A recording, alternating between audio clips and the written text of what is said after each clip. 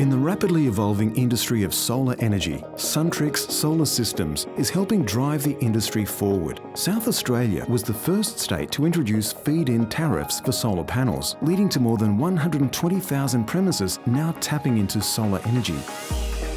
We've always looked at ourselves as not just another solar company. There are a lot of solar companies out in South Australia. We do things a little bit differently. We provide a lot of value-added services. We don't just sell solar panels and put them on your roof. Jenny Paradiso and her husband David Hilly have only been in the business for 4 years, but they've experienced extraordinary growth from an initial turnover of $250,000. We started with Dave and myself around our kitchen table working from home.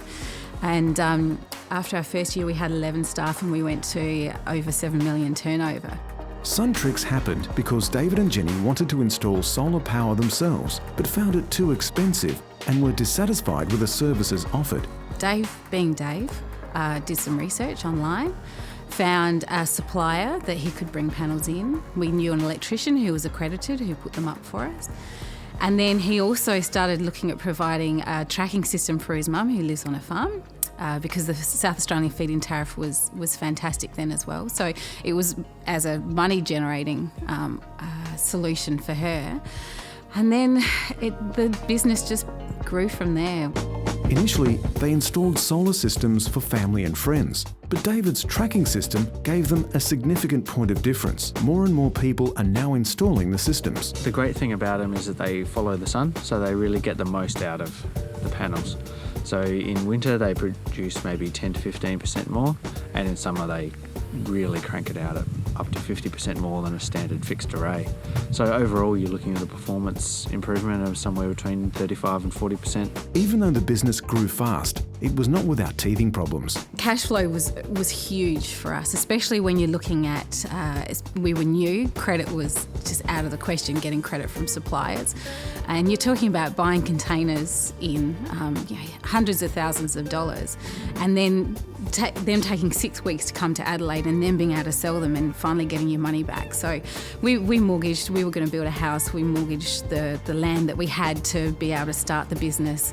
Got a lot of support from family as well to get that started, and I still remember there were some really, really tough times, living off of our credit card for a few months while we're trying to build the business. In a business where fortunes are often determined by changing government policy on things like incentives, Jenny feels the extra things they do for customers will provide a buffer for them. I feel very confident that we can function and operate without those government incentives. They have been decreasing from the early days, and especially with the price of electricity, where we're going with solar technology as well.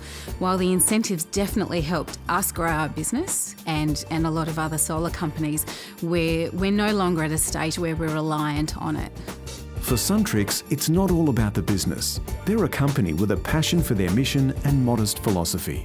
We are an honest, moral and ethical company that are interested in providing good advice and information to South Australia and Australia in general. We want to be industry leaders. We're on our way there, but it's really just about that renewable energy. We live and breathe it. Unfortunately, sometimes we live and breathe it.